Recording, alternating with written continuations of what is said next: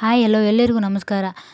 ಸುದ್ದಿ ಸಾಗರಿ ಚಾನಲ್ಗೆ ಸ್ವಾಗತ. ರಾಮಾಚಾರಿ ಎಂದಿನ ಸಂಚಿಕೆಯಲ್ಲಿ ಏನಾಗ್ತಿದೆ ಅಂತ ನೋಡ್ಕೊಂಡು ಬರೋಣ ಬನ್ನಿ. ಅದಕ್ಕೂ ಮೊದಲು ಯಾರೆಲ್ಲ ನನ್ನ ಚಾನಲ್ಗೆ ಸಬ್ಸ್ಕ್ರೈಬ್ ಮಾಡಿಲ್ವೋ ಈ ಕೂಡಲೇ ಸಬ್ಸ್ಕ್ರೈಬ್ ಮಾಡ್ಕೊಳ್ಳಿ. ಈ ಕಡೆ ಅಡುಗೆ ಮನೆಯಲ್ಲಿ ಅಡುಗೆ ಮಾಡಲು ತರಕಾರಿ ಹೆಚ್ಚುತ್ತಿದ್ದನ್ನು ನೋಡಿ ಚಾರು ಅಲ್ಲಿಗೆ ಬಂದು ರಾಮಾಚಾರಿ ಇದೇನು ಮಾಡ್ತಾ ಇದೆಯಾ ಅಂತ ಕೇಳ್ತಾಳೆ. ಅದಕ್ಕೆ ರಾಮಾಚಾರಿ ರೀ ಗಂಡ ಹೆಂಡತಿ ಮಧ್ಯೆ ನನ್ನ ಕೆಲಸ ನಿನ್ನ ಕೆಲಸ ಅಂತ ಇರಲ್ಲ, ಏನಿದ್ರು ನಮ್ಮ ಕೆಲಸ ಅಂತ ಹೇಳಬೇಕು ಅಂತ ಹೇಳ್ತಾನೆ. ಅದಕ್ಕೆ ಚಾರು ಹೌದಾ ಸರಿ ಏನು ಅಡುಗೆ ಮಾಡ್ತಾ ಇದೆಯಾ ಅಂತ ಕೇಳ್ತಾಳೆ. ಅದಕ್ಕೆ ರಾಮಾಚಾರಿ ಎಲ್ಲ ತರಕಾರಿ ಹಾಕಿ ಹುಳಿ ಮಾಡ್ತಾ ಇದ್ದೀನಿ, ಜೊತೆಗೆ ಕಾಳೆಲ್ಲ ಹಾಕಿ ಸೊಪ್ಪಿನ ಪಲ್ಯ ಮಾಡ್ತಾ ಇದ್ದೀನಿ ಅಂತ ಹೇಳ್ತಾನೆ. ಅದಕ್ಕೆ ಚಾರು ರಾಮಾಚಾರಿ ನನಗೆ ಇದೆಲ್ಲ ಇಷ್ಟ ಅಂತ ಯಾರು ಹೇಳಿದರು ಅಂತ ಕೇಳ್ತಾಳೆ. ಆಗ ರಾಮಾಚಾರಿ ಇಷ್ಟಕ್ಕೂ ನಿಮಗೆ ಇಷ್ಟವಾಗೋ ಪದಾರ್ಥ ನಾನು ಅಡುಗೆ ಮಾಡ್ತಾ ಇದ್ದೀನಿ ಅಂತ ನಿಮ್ಗೆ ಯಾರು ಹೇಳಿದರು? ಗರ್ಭಿಣಿ ಹೆಣ್ಮಕ್ಳು ಅವ್ರಿಗೆ ಇಷ್ಟವಾಗಿರೋದನ್ನು ತಿನ್ನೋದು ಎಷ್ಟು ಮುಖ್ಯನೋ ಅದೇ ರೀತಿ ಪೌಷ್ಟಿಕ ಆಹಾರನೂ ತಿನ್ನೋದು ಅಷ್ಟೇ ಮುಖ್ಯ ಅಂತ ಹೇಳ್ತಾನೆ. ಅದಕ್ಕೆ ಚಾರು ರಾಮಾಚಾರಿ ಇದನ್ನೆಲ್ಲ ಹೆರಿಗೆ ಹಾಸ್ಪಿಟಲ್ ಬೋರ್ಡ್ ಮೇಲೆ ತಾನೇ ನೀನು ಓದಿರೋದು ಅಂತ ಕೇಳ್ತಾಳೆ. ಅದಕ್ಕೆ ರಾಮಾಚಾರಿ ರೀ ಒಳ್ಳೆಯದನ್ನು ಎಲ್ಲಿ ಓದಿ ತಿಳ್ಕೊಂಡ್ರೇನು ಅಂತ ಕೇಳ್ತಾನೆ. ಅದಕ್ಕೆ ಚಾರು ಸಾರಿ ಕೋಪ ಮಾಡ್ಕೋಬೇಡ ಆಯಿತು, ಇದನ್ನು ಬಿಟ್ಟು ಬೇರೆ ಏನು ಮಾಡ್ತೀಯ ಅಂತ ಕೇಳ್ತಾಳೆ. ಅದಕ್ಕೆ ರಾಮಾಚಾರಿ ಇಂಥ ಸಮಯದಲ್ಲಿ ಬಾಯಿಗೆ ಹುಳಿ ಖಾರ ತಿನ್ನಬೇಕು ಅಂತ ಅನಿಸುತ್ತೆ ಅಂತ ಹೇಳ್ತಾನೆ. ಅದು ಚಾರು ಇದನ್ನೆಲ್ಲ ಬೋರ್ಡ್ ಮೇಲೆ ಹಾಕಿರಲ್ಲ ಹೇಗೆ ತಿಳ್ಕೊಂಡೆ ಅಂತ ಕೇಳ್ತಾಳೆ. ಅದಕ್ಕೆ ರಾಮಾಚಾರಿ ಇದನ್ನೆಲ್ಲ ಬೋರ್ಡ್ ಮೇಲೆ ಓದಿ ತಿಳ್ಕೊಂಡಿಲ್ಲ, ನಮ್ಮ ಅಗ್ರಹಾರದ ಬಾರ್ಡರ್ನಲ್ಲಿ ತಿಳ್ಕೊಂಡೆ ಅಂತ ಹೇಳ್ತಾನೆ. ಅದಕ್ಕೆ ಅಗ್ರಹಾರ ಬಾರ್ಡರ್ ಅಂದರೆ ಅದೇನು ಅಂತ ಕೇಳ್ತಾಳೆ. ಆಗ ರಾಮಾಚಾರಿ ಅಂದರೆ ನಮ್ಮ ಬೀದಿ ಕೊನೆಯ ಮನೆಯಲ್ಲಿರುವ ಅಜ್ಜಿ ಹೇಳಿದ್ದು, ಅವ್ರ ಹತ್ರ ತಿಳ್ಕೊಂಡ್ರೆ ಸರಿ, ನನಗೆ ತುಂಬ ಕೆಲಸ ಇದೆ, ಡಿಸ್ಟರ್ಬ್ ಮಾಡಬೇಡಿ ಅಂತ ಹೇಳ್ತಾನೆ. ಆಗ ಚಾರುನ ಡ್ಯಾಡ್ ಜಯಶಂಕರ್ ಕಾಲ್ ಮಾಡ್ತಾರೆ. ಚಾರು ಹಲೋ ಡ್ಯಾಡ್ ಅಂತ ಹೇಳ್ತಾಳೆ. ಆಗ ಜಯಶಂಕರ್ ಚಾರು ಏನಾಯ್ತಮ್ಮ ಯಾಕೆ ಹೇಳ್ತಾ ಇದೆಯಾ ಅಂತ ಕೇಳ್ತಾನೆ. ಅದಕ್ಕೆ ಚಾರು ಸಾರಿ ಡ್ಯಾಡ್, ನಿನ್ನೆ ಅತ್ತೆಮ್ಮ ತುಂಬ ಬೇಜಾರಾಗೋ ಹಾಗೆ ಮಾತಾಡಿದ್ರು ಅಂತ ಹೇಳ್ತಾಳೆ. ಅದಕ್ಕೆ ಜಯಶಂಕರ್ ಚಾರು ಅದನ್ನೆಲ್ಲ ನಾನು ಮನಸ್ಸಲ್ಲಿ ಇಟ್ಕೊಂಡಿಲ್ಲ, ಅದನ್ನು ಯಾವಾಗಲೂ ಮರ್ತೋದೆ. ಅವರ ಆಕ್ರೋಶ ಸಿಟ್ಟು ನೋಡಿ ನಿನ್ನ ಮೇಲೆ ಅವರ ಎಷ್ಟು ಪ್ರೀತಿ ಇಟ್ಕೊಂಡಿದ್ದಾರೆ ಅಂತ ಗೊತ್ತಾಯಿತು.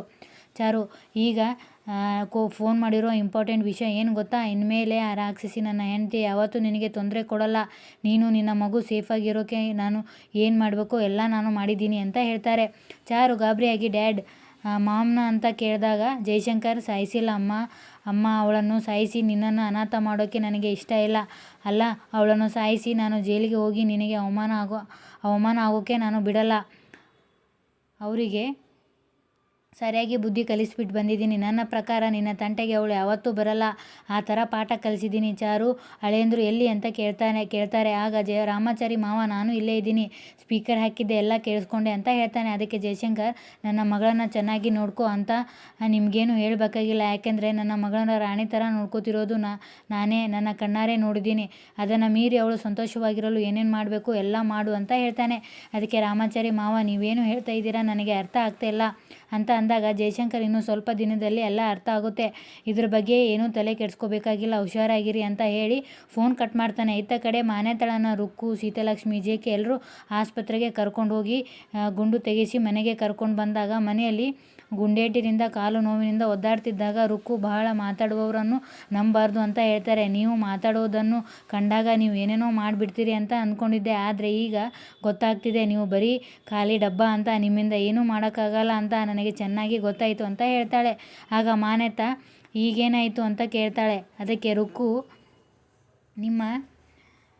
ನಿಮಗಾಗಲ್ಲ ಅಂತ ನನಗೆ ಚೆನ್ನಾಗಿ ಗೊತ್ತಾಗಿದೆ ಅಂತ ಅಂದಾಗ ಅದಕ್ಕೆ ಸೀತಾಲಕ್ಷ್ಮಿ ಇನ್ನು ಮುಂದೇನು ನಿಮ್ಮಿಂದ ಏನು ಮಾಡೋಕ್ಕೆ ಆಗಲ್ಲ, ಯಾಕೆಂದರೆ ನಿಮ್ಮ ಗಂಡ ನನ್ನನ್ನು ಮತ್ತು ಜೆಕೆನೂ ನೋಡಿಕೊಂಡು ಹೋಗಿದ್ದಾರೆ. ಇನ್ನು ಮೇಲೆ ರಾಮಾಚಾರಿ ಮತ್ತು ನಿಮ್ಮ ಮಗಳ ಮೇಲೆ ಒಂದು ಸಣ್ಣ ಬರೆ ಬಿದ್ದರೂ ನಮ್ಮ ಮೇಲೆ ಬರೆ ಬೀಳೋದಂತೂ ಗ್ಯಾರಂಟಿ ಅಂತ ಹೇಳ್ತಾಳೆ.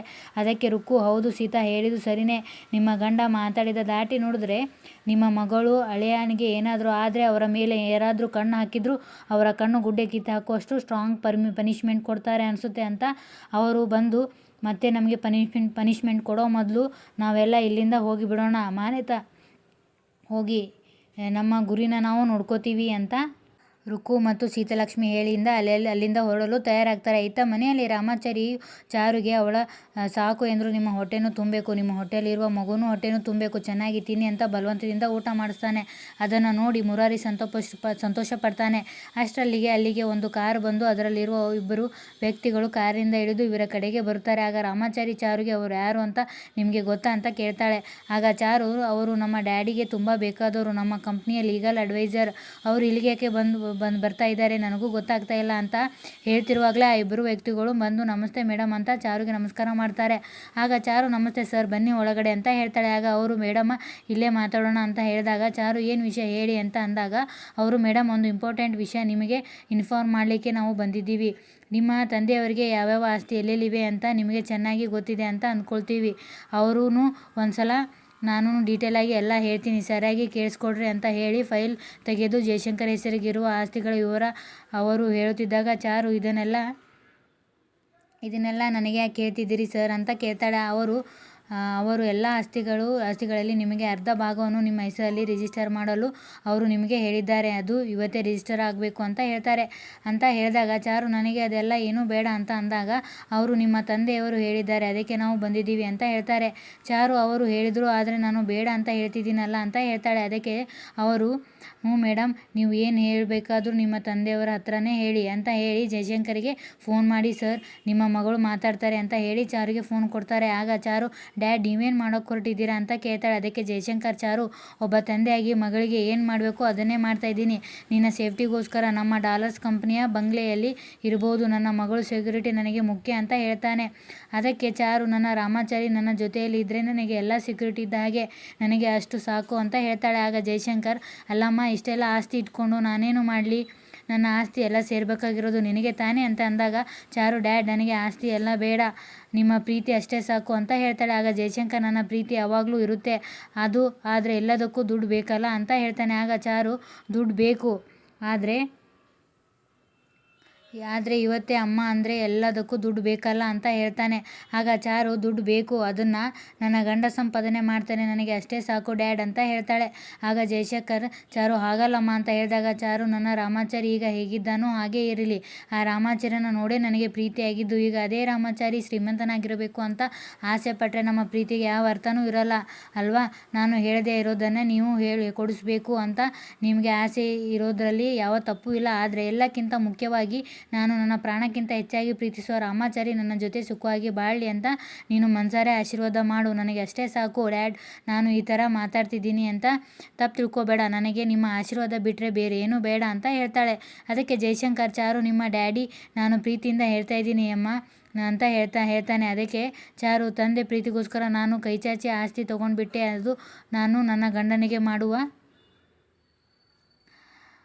ಅವಮಾನ ಆಗಿಬಿಡುತ್ತೆ, ಅಂಥ ಕೆಲಸ ನಾನು ಯಾವತ್ತೂ ಮಾಡಲ್ಲ ಡ್ಯಾಡ್, ಪ್ಲೀಸ್ ನನಗೆ ಫೋರ್ಸ್ ಮಾಡಬೇಡಿ ಡ್ಯಾಡ್, ನನ್ನ ಗಂಡನ ಪ್ರೀತಿ ನನ್ನ ಗಂಡನ ಮನೆಯವರ ಪ್ರೀತಿ ಎನ್ನೋ ಆಸ್ತಿ ನನಗೆ ಸಾಕು, ಅದನ್ನು ಬಿಟ್ಟರೆ ನನಗೆ ಬೇರೆ ಏನೂ ಬೇಡ ಅಂತ ಫೋನ್ ಕಟ್ ಮಾಡಿ ಅವರಿಗೆ ಕೊಟ್ಟು ಅವರಿಗೆ ನಮಸ್ಕಾರ ಮಾಡಿ ಸಾರಿ ಸರ್, ನೀವು ಬರೋ ಮುಂಚೆ ನನಗೊಂದು ಕಾಲ್ ಮಾಡಿದ್ರೆ ನಾನು ಕಾಲಲ್ಲೇ ಎಲ್ಲ ಹೇಳ್ತಾ ಇದ್ದೆ, ಇಲ್ಲಿ ಬಂದು ನಿಮ್ಮ ಟೈಮ್ ವೇಸ್ಟ್ ಆಗಿಬಿಡ್ತು, ಸಾರಿ ಸರ್ ಅಂತ ಹೇಳಿದಾಗ ಲೀಗಲ್ ಅಡ್ವೈಸರ್ ಅವರು ನಿಮ್ಮ ತಂದೆಯವರು ಇಷ್ಟು ಆಸ್ತಿ ನಿಮ್ಮ ಹೆಸರಿಗೆ ಬರೀತಿದ್ದೀನಿ ಅಂದರೆ ನೀವು ಬೇಡ ಅಂತ ಇದ್ದೀರಾ, ರಿಯಲಿ ಗ್ರೇಟ್, ಅದರಲ್ಲಿ ನನಗೆ ಒಂದು ಅರ್ಥ ಆಗಿದ್ದು ನೀವು ನಿಮ್ಮ ಗಂಡನ ಮೇಲೆ ಇಟ್ಟಿರೋ ಪ್ರೀತಿ ಮತ್ತು ನಂಬಿಕೆ ಇದೆಯಲ್ಲ, ಅದರ ಮುಂದೆ ಈ ಆಸ್ತಿ ಏನೂ ಅಲ್ಲ ಅಂತ ನೀವು ಯಾವ ಮಟ್ಟದಲ್ಲಿ ನಿಮ್ಮ ಗಂಡನ ಮೇಲೆ ನಂಬಿಕೆ ಇಟ್ಟಿದ್ದೀರಿ ಅಂದರೆ ರಿಯಲಿ ಗ್ರೇಟ್, ಅವರು ಕೂಡ great, I feel proud of all, ಬರ್ತೀನಿ ಅಂತ ಹೇಳಿ ಅಲ್ಲಿಂದ ಹೋಗ್ತಾರೆ. ಇದನ್ನು ನೋಡಿ ರಾಮಾಚಾರಿ ಹೆಮ್ಮೆಯಿಂದ ಚಾರುನ ನೋಡ್ತಾನೆ. ಇತ್ತ ಮನೆಯಲ್ಲಿ ಮಾನ್ಯತನ ಒಬ್ಬಳನ್ನೇ ಬಿಟ್ಟು ಎಲ್ಲರೂ ಹೊರಟಿದ್ದಾಗ ಮಾನ್ಯತ ಎಲ್ಲಿ ನನ್ನ ಬೇಬಿ ಜೀವನ ಹೀಗಿರಬೇಕು ಹಾಗಿರಬೇಕು ಅಂತ ನಾನು ಏನೇನೋ ಕನಸು ಕಂಡಿದ್ದೆ, ಅವಳು ನೋಡಿದರೆ ಬೀದಿಲಿ ಹೋಗೋ ಬಿಕಾರಿನ ಮದುವೆ ಮಾಡಿಕೊಂಡು ನನ್ನ ಎದುರುಗಡೆ ಬಂದ್ಲು,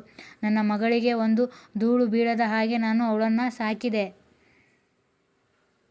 ಆದರೆ ಅವಳು ಅಮ್ಮ ಅಂತಲೂ ನೋಡದೆ ನನ್ನನ್ನು ಜೈಲು ಕಂಬಿ ಎಣಿಸೋ ಹಾಗೆ ಮಾಡಿಬಿಟ್ಲು, ಆದರೂ ಅವಳ ಮೇಲೆ ನನಗೆ ಕೋಪ ಬಂದಿಲ್ಲ, ಯಾಕೆಂದರೆ ಅವಳು ನನ್ನ ಮಗಳು, ನಾನು ಹೆತ್ತ ಮಗಳು, ನನ್ನನ್ನು ಜೈಲಿಗೆ ಕಳಿಸಲಿಕ್ಕೆ ಕಾರಣ ಆದ ಆ ರಾಮಾಚಾರಿಯ ಮೇಲಿನ ಕೋಪ ಈ ಜನ್ಮದಲ್ಲಿ ಅಲ್ಲ 7 ಜನ್ಮಕ್ಕೂ ಹೋಗಲ್ಲ, ನಾನು ಜೈಲಲ್ಲಿ ಇದ್ದ ಅಷ್ಟು ದಿನಾನೂ ಅವನ ಮೇಲೆ ಹೇಗೆ ಸೇಡು ತೀರಿಸ್ಕೊಳ್ಳೋದು ಅಂತ ಯೋಚನೆ ಮಾಡ್ತಾ ಇದ್ದೆ, ಆ ದರಿದ್ರ ರಾಮಾಚಾರಿನ ಪರ್ಮನೆಂಟಾಗಿ ಕಣ್ಮುಚ್ಚಿಸೋದು ಹೇಗೆ ಅಂತ ಯೋಚನೆ ಮಾಡ್ತಾ ಇದ್ದೆ, ಹೇಗಪ್ಪ ಜೈಲಿನಿಂದ ಆಚೆ ಬರೋದು ಅಂತ ಒದ್ದಾಡ್ತಾ ಇದ್ದಾಗ ವೈಶಾಖ ನಾನು ಆಚೆ ಹೋಗಿ ನಿಮ್ಮನ್ನು ಜೈಲಿನಿಂದ ಬಿಡಿಸ್ತೀನಿ ಅಂತ ಹೇಳಿದ್ಲು, ಆದರೆ ಅವಳಿಂದ ಯಾವ ಸಹಾಯನೂ ಆಗಲಿಲ್ಲ, ಆದರೆ ಈ ರುಕ್ಕು ಬಂದು ನನ್ನನ್ನು ಜೈಲಿನಿಂದ ಬಿಡಿಸ್ಕೊಂಡು ಬಂದ್ಲು, ನಾವಿಬ್ಬರು ಸೇರಿಕೊಂಡು ಏನಾದರೂ ಪ್ಲ್ಯಾನ್ ಮಾಡಬೇಕು ಅಂತ ಮಾತಾಡ್ತಾ ಇದ್ದಾಗ ಈ ಸೀತಾನ ನೋಡಿದ್ವಿ, ನಮ್ಮ 3 ಜನರ ಗುರಿ ರಾಮಾಚಾರಿನ ಏನಾದರೂ ಮಾಡಬೇಕು ಅಂತ ಇದ್ದಿದ್ರಲ್ಲಿ ನಾವೆಲ್ಲ ಒಟ್ಟಾಗಿ ಸೇರಿ ಪ್ಲ್ಯಾನ್ ಮಾಡಿದ್ವಿ, ನಾವು 3 ಜನ ನಿಂತು ಒಟ್ಟಾಗಿ ಪ್ಲ್ಯಾನ್ ಮಾಡಿದ ಮೇಲೆ ಈಗ ಹೆದರ್ಕೊಂಡು ಹಿಂದೆ ಸರಿಯೋದು ಅಂದರೆ ನನ್ನಿಂದ ಆಗಲ್ಲ, ಈ ಮಾನ್ಯತ ಮುಂದೆ ಇಟ್ಟ ಹೆಜ್ಜೆನ ಹಿಂದೆ ಇಡೋಕೆ ಅಲ್ಲ, ನಿಮಗೆಲ್ಲ ಚಾರು ಬೆಳೆದ ಮೇಲೆ ಶತ್ರು ಆಗಿರ್ಬೋದು, ಅವಳ ಮೇಲೆ ಸೇಡು ತೀರಿಸ್ಕೊಳ್ಳೋಕ್ಕೆ ಬೇರೆ ಬೇರೆ ರೀಸನ್ ಇರ್ಬೋದು. ಆದರೆ ನನ್ನ ಕತೆ ಹಾಗಲ್ಲ. ಆದರೆ ನನ್ನ ಬೇಬಿ ಚಾರು ಹುಟ್ಟಿದಾಗಿನಿಂದ ಅವಳು ನನ್ನ ಪ್ರಾಣ, ಅವಳೇ ನನ್ನ ಸರ್ವಸ್ವ ಅಂತ ಅವಳನ್ನು ಸಾಕ್ತಾ ಇದ್ದೆ. ಅವಳ ಫ್ಯೂಚರ್ಗೆ ಯಾವುದು ಒಳ್ಳೆಯದು ಯಾವುದು ಕೆಟ್ಟದ್ದು ಒಂದೊಂದು ನೋಡಿ ಪ್ಲ್ಯಾನ್ ಮಾಡಿ ನನ್ನ ಲೈಫಿಗೆ ಮಣ್ಣು ಹಾಕಿಬಿಟ್ಲು. ಏನಾದರೂ ಮಾಡಿ ಆ ದರಿದ್ರ ರಾಮಾಚಾರಿನ ಬಿಟ್ಟು ನನ್ನ ಮನೆಗೆ ವಾಪಸ್ ಬಂದುಬಿಡ್ತಾಳೆ ಅಂತ ಕಾಯ್ತಾ ಇದ್ದೆ. ಆದರೆ ರಾಮಾಚಾರಿನ ಮಗುನೂ ಹೊಟ್ಟೆಯಲ್ಲಿ ಇಟ್ಕೊಂಡು ಇನ್ನಷ್ಟು ಅವನಿಗೆ ಹತ್ತಿರ ಆಗ್ತಾ ಇದ್ದಾಳೆ ಅಂತ ನಾನು ಅಂದ್ಕೊಂಡಿರಲಿಲ್ಲ. ಇಷ್ಟೇ ಹತ್ತಿರ ಆದರೂ ಮಾನ್ಯತಾ ಅವರಿಬ್ಬರನ್ನು ಒಂದಾಗಿ ಬಾಳೋದಕ್ಕೆ ಬಿಡೋದಿಲ್ಲ. ಚಾರು ರಾಮಾಚಾರಿನ ಬಿಟ್ಟು ನನ್ನ ಹತ್ತಿರ ಬರೋ ಹಾಗೆ ನಾನು ಮಾಡೇ ಮಾಡ್ತೀನಿ ಅಂತ ಹೇಳ್ತಾಳೆ. ಆಗ ರುಕ್ಕು, ಅದಕ್ಕೆ ನಿಮ್ಮ ಗಂಡ ಬಿಡಬೇಕಲ್ಲ ಅಂತ ಹೇಳ್ತಾಳೆ. ಆಗ ಮಾನ್ಯತಾ, ಮೊದಲು ನಾನು ಮಾಡೋ ಕೆಲಸ ಏನು ಗೊತ್ತಾ, ನನ್ನ ಗಂಡ ನನ್ನ ಕಾಲಿಗೆ ಬಿದ್ದು ಕ್ಷಮೆ ಕೇಳಬೇಕು, ಹಾಗೆ ಮಾಡ್ತೀನಿ ಅಂತ ಹೇಳಿದಾಗ ಅದಕ್ಕೆ ಜೆ.ಕೆ. ಇದನ್ನೆಲ್ಲ ಕೇಳೋಕ್ಕೆ ಚೆನ್ನಾಗಿದೆ, ಆದರೆ ಅದೆಲ್ಲ ಮಾಡೋಕ್ಕೆ ಬೇಕಲ್ಲ ಅಂತ ಹೇಳ್ತಾನೆ. ಆಗ ಮಾನ್ಯತಾ, ಡೆಫಿನೆಟ್ಲಿ ಆಗೇ ಆಗುತ್ತೆ ರುಕ್ಕು. ಸೀತಾ ಇಷ್ಟು ದಿನ ನನ್ನ ಮಾತಿನ ನಂಬಿಕೆ ಇಟ್ಕೊಂಡು